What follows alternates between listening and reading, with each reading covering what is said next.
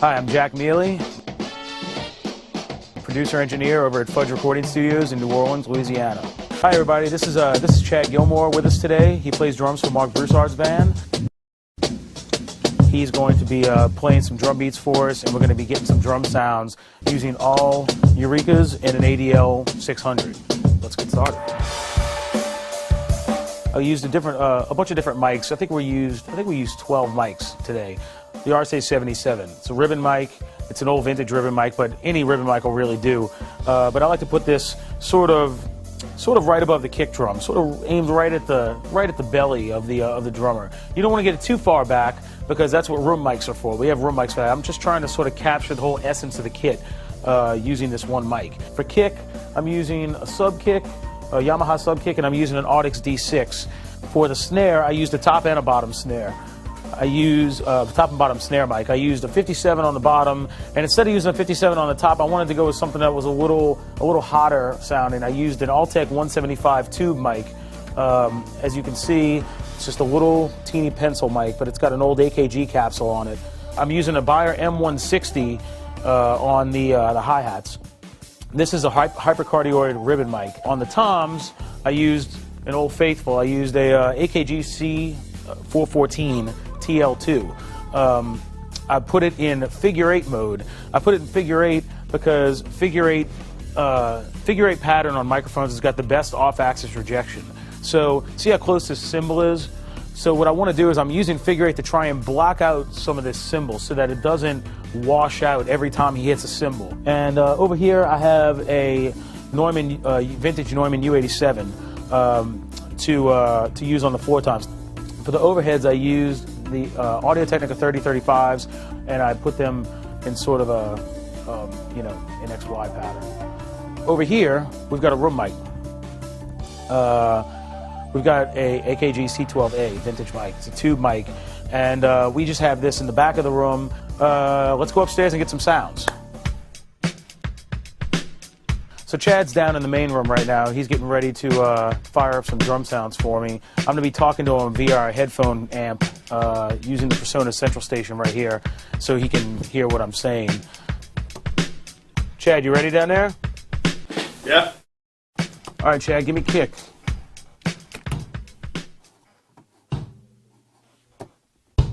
A lot of people are afraid to use compression and EQ while they're getting drum sounds. It's really sort of personal preference, but once you put it on, you sort of can't go back. So I'm going to put a little bit of compression on that sub kick. You want to tend to, for kicks, you want to tend to stay with slower attack times and faster release times. I'm going to put the meter in reduction mode so I can sort of see what I'm doing. The Eureka's compressor is really good because it's a VCA style compressor and it's fast and works well. All right, now let's add the other kick. For the EQ on the other one, the inside mic, the D6, it's actually sounding pretty good on its own. I may boost a little bit of 3K up at the top with a narrower Q, just so to give it some nice snap. We're going for sort of pop sound in drums today.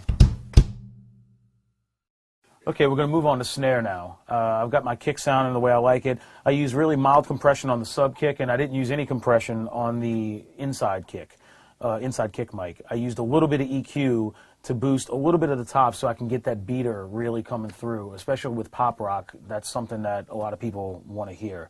It really can cut through a mix, too. Okay, Chad, snare, please. Okay, I'm going to take the pad off.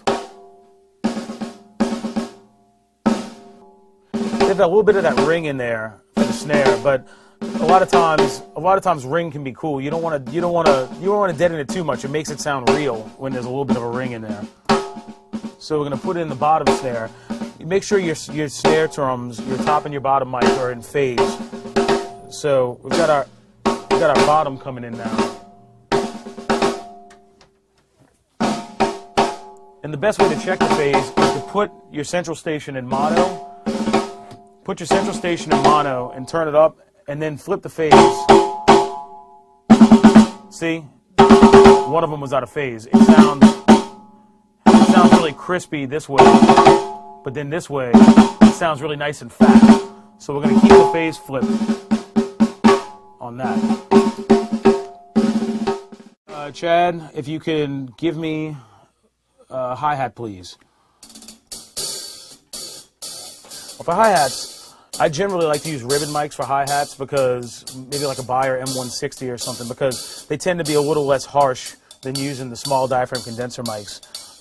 And you can get them to sound equally, in my opinion, as good. For this, I'm going to turn the saturation control down all the way because I want it to come through and be really nice and crisp. And then I definitely am going to put the roll-off on, and I'm going to use my EQ to roll off some of that superfluous low end that I don't need. And I'm going to use a wide Q. You can also use the impedance control to get rid of some more of that low end. All right, Chad, if I can get kick, snare, and hat. Give me the battery, please. All right, Chad. That ring may be a little too much. Do we have a piece of moon gel or something we can put on the snare? Now, you can try and find that frequency, that's the annoying frequency, and try and carve it out with the EQ, but 9 out of 10 times it's the drum, and all the carving in the world is not going to fix the fact that the drum needs to be tuned. That's much better. So a good piece of gaff tape or some moon gel or even a wallet, so a lot of times if you're going for a really dead sound, or a piece of loose leaf paper on top of the snare drum can really help eliminate some of that superfluous ring. Okay, kick, snare, and hat one more time, please. Yeah.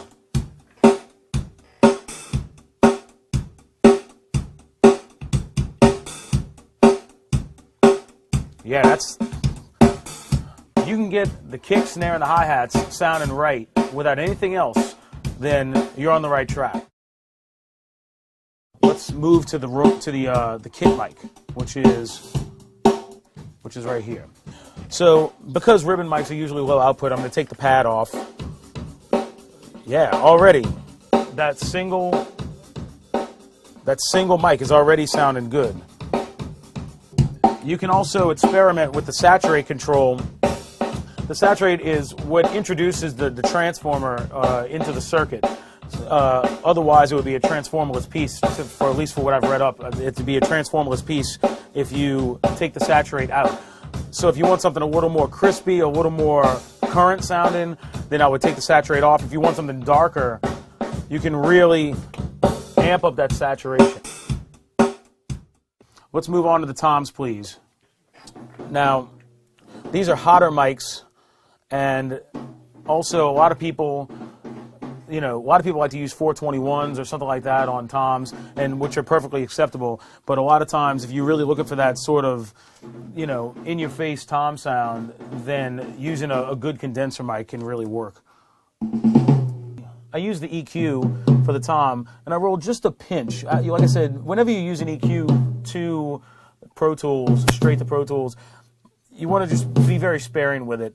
I rolled off just a little bit of around 100 hertz and I'm going to use a pretty fine cue because, like I said, I don't want to go overboard, because you can always take away later, but you can't take away, like once it's gone, it's hard to put it back.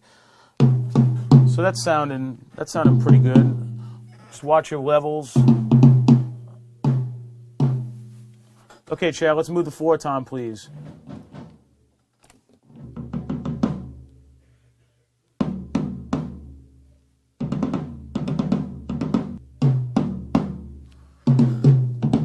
Okay, that's a good starting point. And now I'm gonna get the overheads. So let's just do the whole set, the whole kit. The ADL600 is pretty simplistic, and usually it's a good, using some sort of tube pre for overheads is a good thing to keep it from sounding too harsh. And the ADL is a great thing to use just because, anything you plug into it sounds great. So That's sounding pretty good by itself. I think I want to add a little bit of fatness to that snare. It doesn't have the kind of throat that I like. So what I'm going to do is I'm going to go into my EQ and I'm going to add maybe around 300 hertz. Or just sort of tweak it till it feels good. If you're not really sure, a good way to start is to turn it all the way up and then sweep the frequency so you get that sweet spot. And then I might add a little bit of top end to it. Now, we're going to get our room mic. I took a mic and put it in the back of the room. And then I'm going to use this Eureka down here. Now for this mic, what I want to do is I want to try and get something specialized. Something that'll really add some punch to the drums. So what I'm going to do is I'm going to use the compressor on it. And a lot of times it's good to roll off some of the low end so it doesn't get too ridiculous when you do this. But I want to take the compressor and I want to really slam down the threshold. And what you want to do is you want to use a fast release time. You can experiment with the attack times, but it's that fast release time that really gets it moving. For the ratio, I'm using a fairly high ratio, around 7-to-1. The higher the ratio, the more it's going to slam down. If I put my drums in and you slowly fade that guy up, it adds a little something to the set. If I take it out, it sounds a little plain Jane, but when I put it back in, it really gets it moving. All right, now's the time to check all your levels to make sure nothing's peeking out.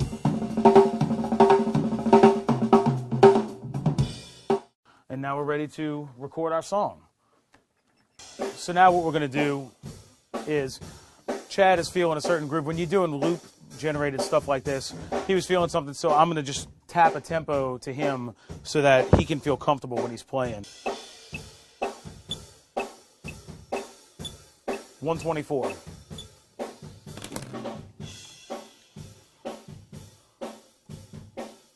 Okay, Chad. Check out this tempo. Tell me what you think. Now it's up to him. We've done... My work is done here until he plays something I don't like.